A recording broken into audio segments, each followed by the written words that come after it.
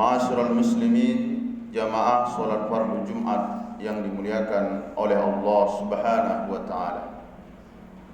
Sini kami akan sampaikan sejarah apa yang sudah diberikan oleh Ali bin Husain bin Ali karramallahu wajhah. Pasukan berkuda yang ia bawa hanya 32 orang. Berjalan kaki jumlahnya 42 orang. Total jumlah pasukan yang dibawa yaitu 72 orang, terdiri dari orang tua, anak-anak dan perempuan. Inilah pasukan yang dibawa oleh Sayyidina Husain. Kenapa kita panggil Sayyidina Husain? Karena Rasulullah sallallahu alaihi wasallam yang menyampaikannya. Innal Hasan wal Husain sayyida sababi ahlil jannah. Sesungguhnya Hasan dan Husain adalah pemimpin pemuda yang akan masuk surga. Jadi jika nanti masuk surga itu kelompok pemuda yang mati syahid, maka pimpinannya adalah Hasan dan Husain. Hasan mati dalam keadaan syahid, diracun. Sementara adiknya Husain mati dalam keadaan syahid dalam pertempuran.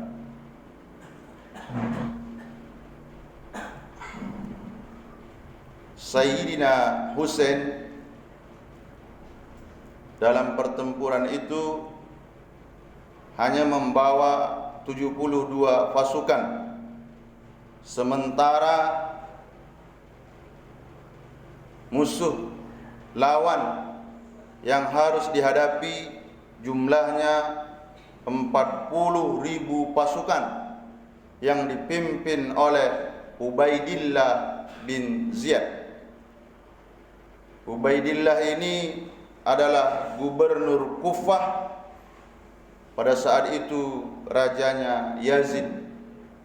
Yazid sebenarnya tidak merasa khawatir terhadap kekuasaannya, tapi gubernurnya Ubaidillah yaitu sangat khawatir kalau seandainya Husain tidak diperangi, maka bisa saja nanti ia yang menjadi raja menggantikan Yazid, maka Ubaidillah tidak memiliki kekuasaan.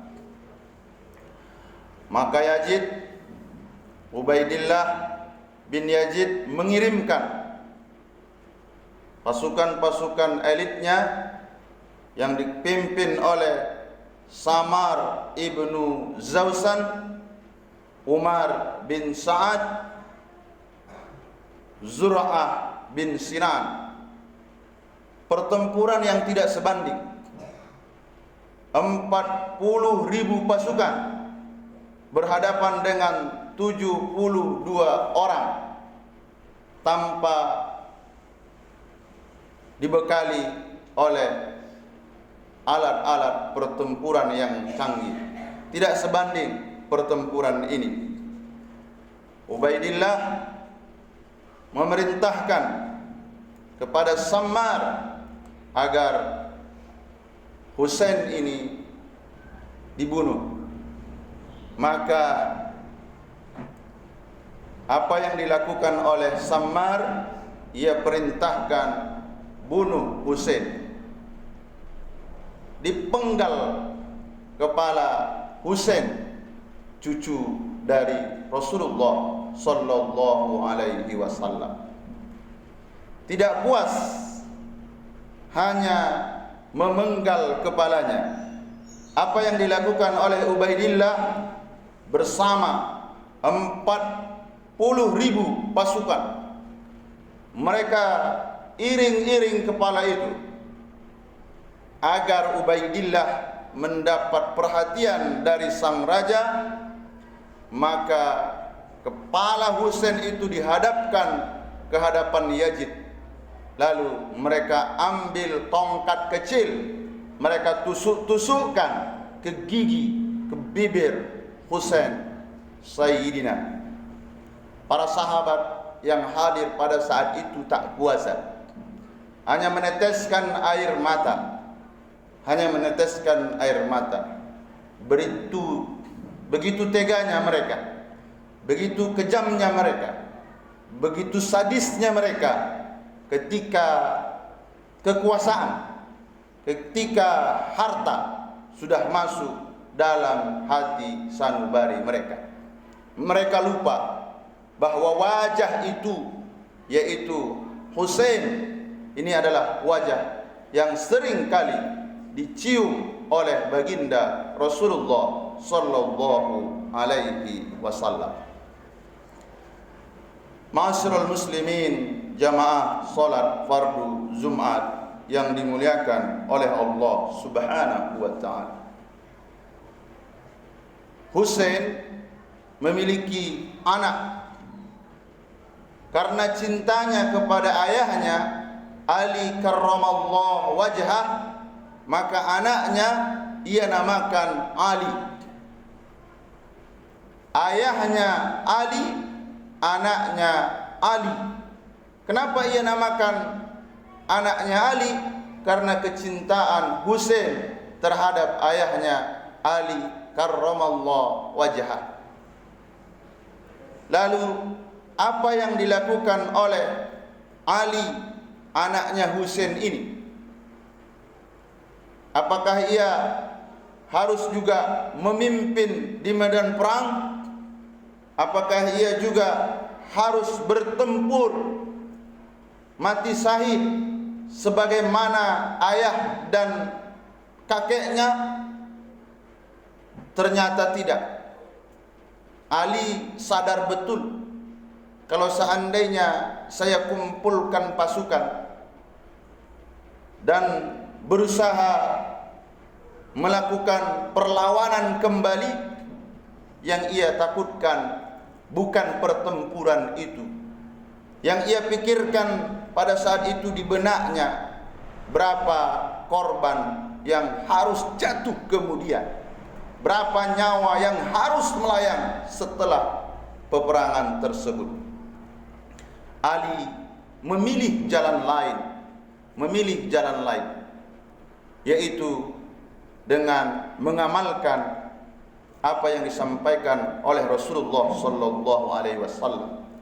Ketika Rasulullah sallallahu alaihi wasallam pertama kali di Madinah, Rasulullah sallallahu alaihi wasallam menyampaikan pesan, "Ya ayyuhan nas, wahai sekalian manusia, absus salam, tebarkan salam, at'imut tu'am, beri makan orang-orang yang membutuhkan, wasilul arham, jalin kembali silaturahmi, wasallu bil laili wan nasu niyam, salat di tengah malam ketika manusia lelap dalam tidurnya, tadkhulul jannah bis salam, kamu akan masuk surga dengan selamat."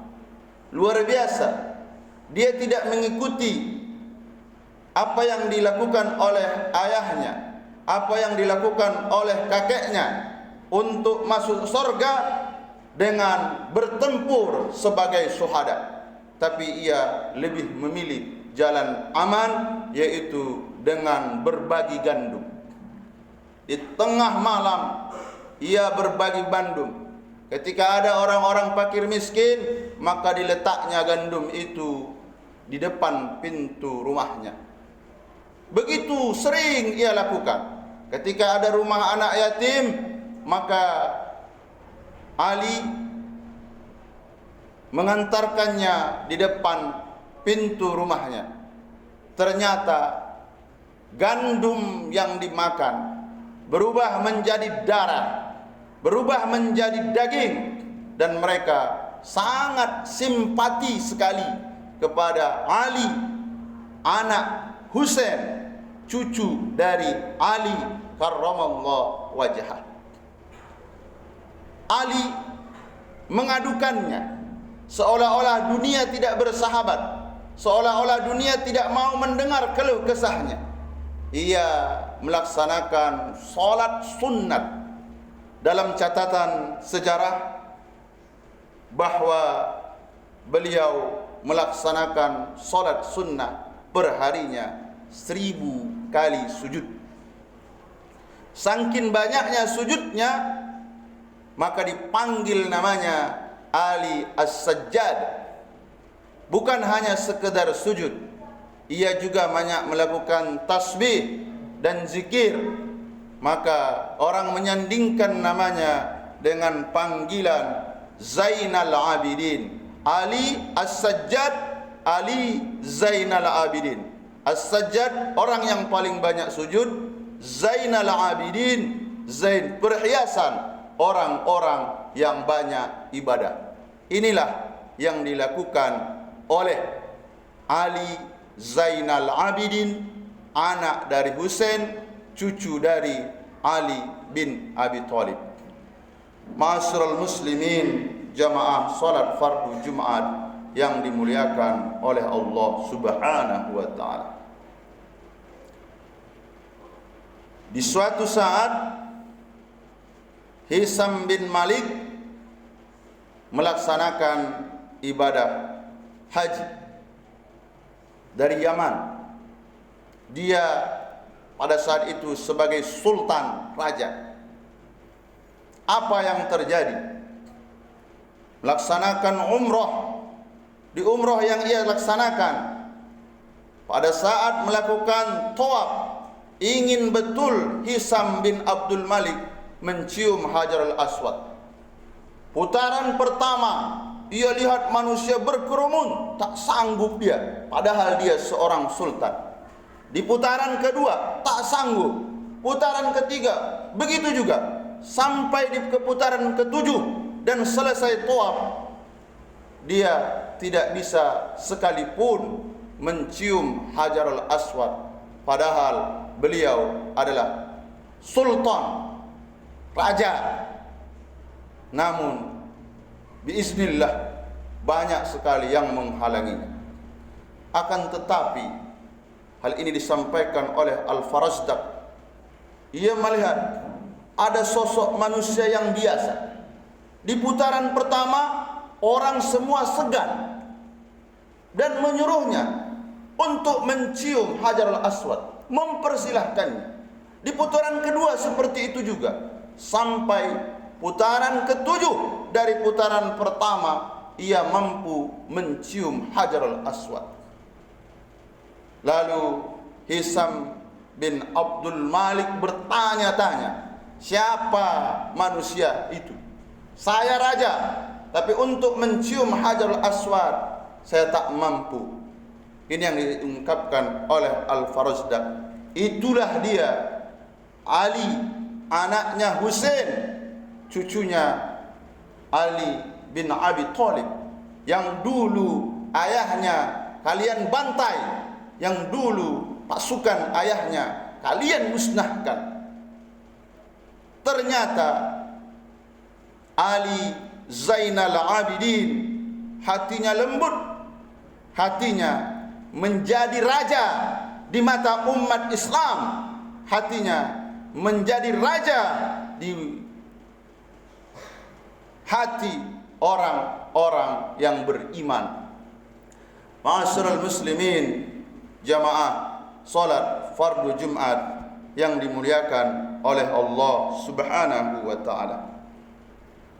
Dari keturunan Ali Zainal Abidin, di antara keturunan-keturunan itu lahirlah yang namanya Ahmad Muhajir.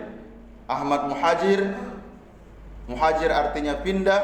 Ia pindah dari Baghdad ke Yaman, dari cucu cicit berkembang terus dari Yaman, itulah ke Nusantara, ke Indonesia ini. Di Kalimantan kita dikenal dengan mufti di kerajaan Mampau. di Kalimantan, yaitu Husain Al-Qadri, masih ada keturunan dengan Ali Zainal Abidin.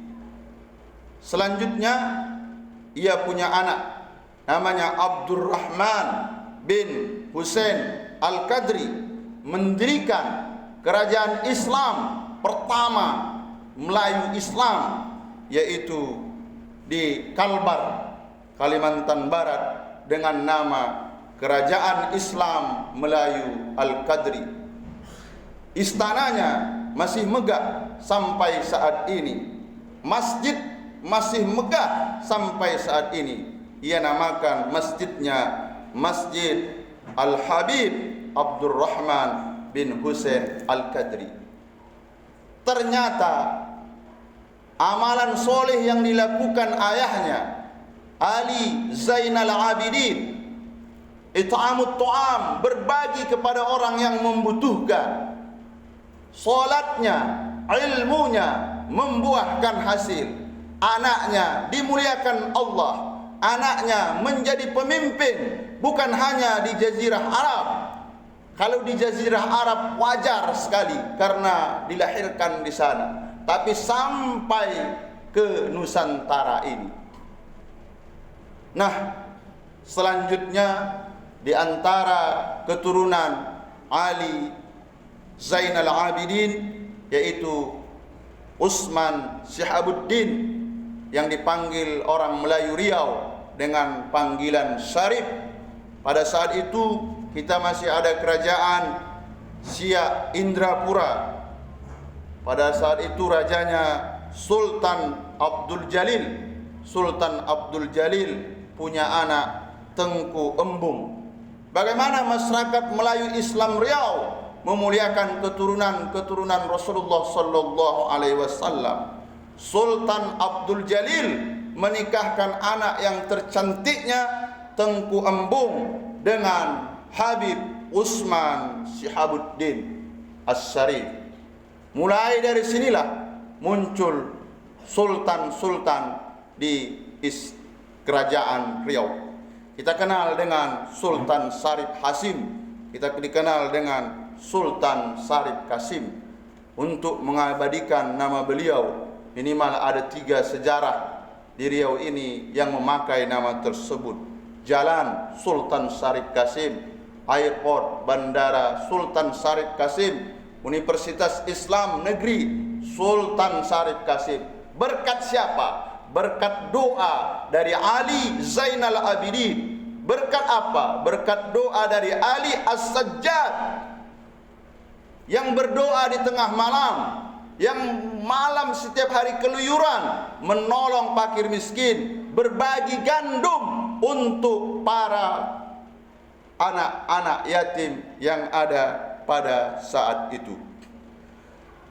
Terakhir, pada tahun 1762 Sultan Abdul Jalil mendirikan masjid pertama di Riau, dan di samping masjid itulah dikuburkan keturunan dari Rasulullah sallallahu alaihi wasallam, yaitu Habib Syarif Usman Syihabuddin dan Tengku Embun, anak dari kerajaan Siak. Dan sejarah ini akan terus dikenang. Ma'asyiral muslimin, jamaah salat fardu Jumat yang dimuliakan oleh Allah Subhanahu wa taala. Dari khutbah Jumat ini ada beberapa pesan moral yang bisa kita ambil. Pertama, kekuasaan hanya akan berakhir tatkala malaikat maut mencabut nyawa kita. Tinggal lagi kita yang memilih.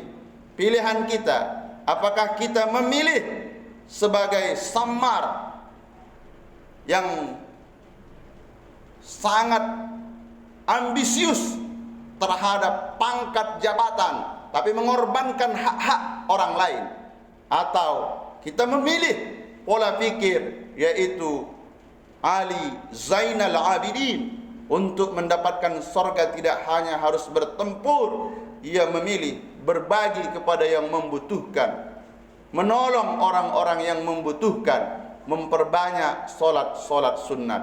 Mudah-mudahan ada hikmahnya. fa'tabiru ya ulil albab la'allakum tuflihun.